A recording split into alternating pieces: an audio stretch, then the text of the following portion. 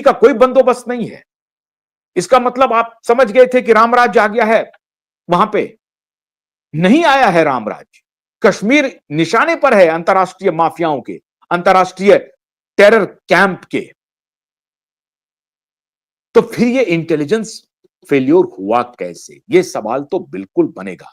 और इस बार भी जैसे पुलवामा के ऊपर जो कुछ भी हुआ, किसी पर कोई कार्रवाई नहीं हुई, एक इंस्पेक्टर भी सस्पेंड नहीं हुआ। माननीय मोदी जी, ये सवाल तो पूछेगा देश आपसे। मैं आपका समर्थन कर रहा हूं, लेकिन यह सवाल देश आपसे पूछेगा कि क्यों नहीं पुलवामा में जो जिम्मेदार थे उनके खिलाफ कार्रवाई क्या हुई। यह देश जानना चाहता है। किसी के खिलाफ कोई कार्रवाई नहीं हुई। आज अगर सिक्योरिटी ब्रीच हुआ है तो आपने क्या पनिशमेंट दिया है उन इंटेलिजेंस ऑफिसर्स को, या इंटेलिजेंस इनपुट था, कोई एक्शन नहीं हुआ। जिस किसी ने भी एक्शन नहीं किया है, जिस किसी का भी फेल्योर है, भारत सरकार को यह जिम्मेदारी लेनी पड़ेगी और भारत सरकार को यह इंश्योर करना पड़ेगा अपनी देश की जनता को कि हम आपकी सिक्योरिटी से नहीं खेल सकते हैं। आपकी सुरक्षा का काम हमारी जिम्मेदारी है। लेकिन यह सवाल उतनी ही मजबूती से क्यूबाइड नेटवर्क पूछ रहा है, साथ ही साथ यह भी कह रहा है कि यह जो नैरेटिव बॉलीवुड बनाता रहा है हिंदुओं के खिलाफ खास तौर से, और पाकिस्तानी कलाकार आकर के मुंबई से पैसे तहसील के ले जा रहे हैं और उसके बाद अजहर मसूद को फीडिंग हो रही है, और हासिम मुनीर जैसा सेना अध्यक्ष जो है वो कह रहा है कि भारत पाकिस्तान दो देश हैं, दो फिलॉसफी हैं, हिंदू और मुसलमान दो फिलॉसफी हैं, दो देश हैं, यह मुनीर कह रहा है खुलेआम। इसीलिए अगर प्रधानमंत्री ने फवाद खान के ऊपर बंदिश लगा दी, फवाद खान की मूवी के ऊपर, तो मैं समझता हूं ठीक किया है, ठीक किया है। फवाद को यह बात अपने सरकार को बोलनी पड़ेगी पाकिस्तान में कि साहब हमारा रोजी रोटी पर लात मर रहा है, आप दबाव बनाइए। अभी तो नदियों का पानी रोका गया है, बहुत कुछ रोका जाना है, बहुत निर्णय होने वाले हैं। पाकिस्तान के कलाकार के लिए मुंबई हॉलीवुड से कम नहीं था मित्रों। और अगर यह रवैया रहा तो कमर टूट जाएगी पाकिस्तानी इंटरटेनमेंट इंडस्ट्री की, पूरी तरह से कमर टूट जाएगी। एक तो ना तो उनके पास संसाधन है, ना ही उनके पास कोई दर्शक वर्ग है उस तरह से। वहां अशांति है, पाकिस्तान खुद जल रहा है, बलूच अलग जल रहा है, सिंध अलग जल रहा है, अफगान का टेररिस्ट अलग इनके ऊपर अटैक कर रहा है। तो जो उन्होंने बोया है, बोए पेड़ बबूल के आम कहां से पाए। तो आपने तो बबूल का पेड़ बोया हुआ है तो कांटे ही कांटे मिलेंगे आपको। तो पाकिस्तान पूरी तरह से डिस्टेबलाइज है। ऐसे डिस्टेबलाइजेशन के दौर में पाकिस्तान को लग रहा है कि कोई रास्ता ढूंढ लो भारत के साथ वॉर करने का, और इसमें कहीं ना कहीं चाइना का समर्थन भी उन्हें बैकएंड से मिलता हुआ प्रतीत हो रहा है। एक और मैं यहां पर इशारा करना चाहूंगा, माननीय मोदी जी से एक बहुत बड़ी गलती हुई है, इस पर मैं डिटेल स्टोरी कभी बनाऊंगा। माननीय मोदी जी लेफ्ट इकोसिस्टम के चैंपियन बिल गेट्स, सोरोस का स्टूज, सोरोस का पार्टनर, उसके साथ आपने जो रिश्ते को एडवांस कर लिया, वो बहुत डिप्लोमेटिकली बहुत बड़ी गलती हुई है आपसे, बहुत बड़ी गलती हुई। आपको याद होगा मित्रों कि एलन मस्क का मई 2000 इसी अप्रैल महीने में 2024 में एलन मस्क का दौरा निश्चित हो गया था भारत आने का, लेकिन एलन मस्क ने उस दौरे को कैंसिल कर दिया। क्यों? क्योंकि एलन मस्क को पुख्ता जानकारी मिली कि बिल गेट्स के दलाल भारत सरकार में पूरी तरह से पेनिट्रेट कर चुके हैं, चाहे वो हेल्थ केयर हो, एजुकेशन हो, रक्षा क्षेत्र हो, फाइनेंस हो, सब जगह बिल गेट्स का दलाल घुसा हुआ है।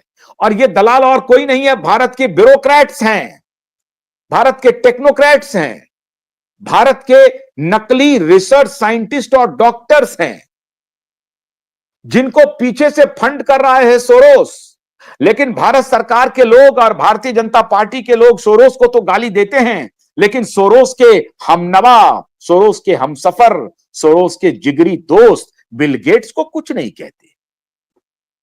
और क्यूआई नेटवर्क लगातार भारत सरकार को लगातार इस बात की सूचना देता रहा है कि आप जिनके हाथों खेल रहे हैं ये आपके लिए नुकसानदेह होने वाला है। लगातार भारत सरकार को संदेश पहुंचाने की कोशिश करता रहा, कोविड के जमाने से किया, लेकिन भारत सरकार को कुछ समझ में आई नहीं, क्योंकि दलालों से घिरी हुई है, दलालों से घिरी हुई है। आज भी एनके अरोड़ा वहां पर मौजूद है, जिस एनके अरोड़ा ने बच्चों के वैक्सीनेशन के लिए हरी झंडी दिलवाई थी, और हमारे प्रधानमंत्री ने पार्लियामेंट में खड़े होकर के बच्चों को वैक्सीन लगवाना शुरू कर दिया था। क्या कहा जाए, किसको कहें? क्यूबाइब नेटवर्क सनातनी प्रधानमंत्री को बार बार अपने तरीके से आंखें खोलने के लिए कह रहा था, नहीं खोला।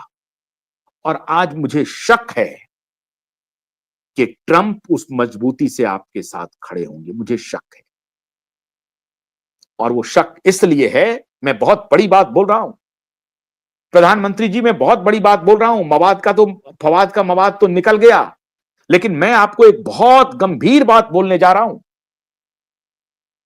एलन मस्क और ट्रंप को लगता है कि भारत सरकार ने लेफ्ट इकोसिस्टम के साथ समझौता कर लिया, हाथ मिला लिया बाइडेन के इकोसिस्टम के साथ। आपकी डिप्लोमेसी का मैं समझता हूं कि यह एक नुकसान है, और आज ही इसका आकलन शुरू हो गया। आज ही टाइम्स ऑफ इंडिया में लोगों ने लिखना शुरू कर दिया कि ट्रंप से वो समर्थन भारत को मिलेगा कि नहीं मिलेगा, कहना मुश्किल है। हालांकि भारत को किसी के समर्थन की आवश्यकता नहीं है, भारत बहुत मजबूत है।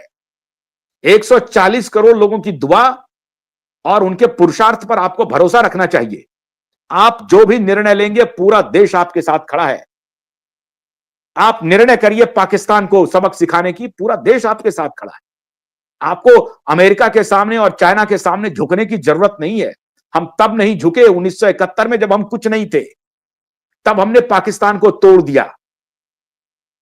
तो आज पाकिस्तान किस खेत की मूली है? तो आपको न तो झुकने की जरूरत है, ना ही सोचने की जरूरत है, ना विचार करने की जरूरत है। पूरा देश आपके साथ मजबूती के साथ खड़ा है। लेकिन क्यूबाइब नेटवर्क अगर आपको कुछ संदेश पहुंचाना चाहता है, बताना चाहता है, तो आप समझते क्यों नहीं है? आप इन दलालों के चक्कर में क्यों फंस गए हैं? मैं बार बार आपको सवाल उठाता रहा कि आप बिल गेट्स के चक्कर में क्यों हैं? आपको नहीं मालूम है कि बिल गेट्स का सारा काम, ये आपके साउथ दिल्ली का जो एक यूनिवर्सिटी है ना, वहां उनके चैंपियन हैं, उनको पूरी फंडिंग जाती है, उनके दलाल ब्यूरोक्रेट दोस्त उनके दोस्त हैं। लेकिन यह बात आपको समझ में आई नहीं रही है। कैसे बिल गेट्स खगड़िया पहुंच जाता है, बिहार में एक बेहद अंडर डेवलप्ड डिस्ट्रिक्ट में पहुंच जाता है, वहां स्कूलों में बच्चों को किताबें बंटवाने लगता है। आपको यह बात समझ नहीं आ रही है? क्या आपको इस बात की जानकारी नहीं है कि बिल गेट्स के ऑर्गेनाइजेशन ने और मर्क कंपनी ने 2009 में क्या किया था? नहीं मालूम है आपको? आंध्र प्रदेश में कितने बच्चियों की जान गई थी, आपको नहीं मालूम है? पार्लियामेंट्री कमेटी गई थी, उसकी रिपोर्ट थी, ये मेरी रिपोर्ट नहीं थी, आपके पार्लियामेंट्री कमेटी की रिपोर्ट थी कि इसके ऑर्गेनाइजेशन ने क्या कृत्य किया है। फिर भी आप इनके साथ दोस्ती गांठे हुए हैं। ये आपके सीरम इंस्टीट्यूट में फाइनेंसर है, आपके भारत बायोटेक में ये फाइनेंसर है, आपके पूरे हेल्थ केयर को इसने कब्जा कर रखा है। लेकिन आप मानने के लिए तैयार नहीं है। प्रधानमंत्री जी, हमारी बात मानिए, प्रधानमंत्री जी मानिए। और आज मुझे बड़ा शक है कि एलन मस्क और ट्रंप आपके साथ कितने खड़े होंगे, और उसका सिर्फ एक ही कारण है कि जिस शख्स के खिलाफ अमेरिका में मेगा इन्वेस्टिगेशन जारी है, पूरी जांच हो रही है बिल गेट्स की, आपने उसके साथ दोस्ती का इतना एडवांस कर दिया कि आप उसको अपने घर बुला करके इंटरव्यू दे रहे हैं। तो प्रधानमंत्री जी, फवाद का तो मवाद आपने बड़ी आसानी से निकाल दिया, सलमान खान को उसका चैप्टर क्लोज कर दिया, बड़ी अच्छी बात है। ऐसे लोगों का भी चैप्टर आपको क्लोज करना पड़ेगा प्रधानमंत्री जी, वरना आगे मुश्किल हो सकती है। मैं आपका हितैषी हूं, मैं अपने देश का हितैषी हूं, राष्ट्रवादी हूं, और मेरे मुसलमान भाई बहन खुद को बिल्कुल ऑफेंडेड फील मत करो। मैं जो भी कह रहा हूं, मैं पूरे प्रेम से आदर्शवाद कह रहा हूं।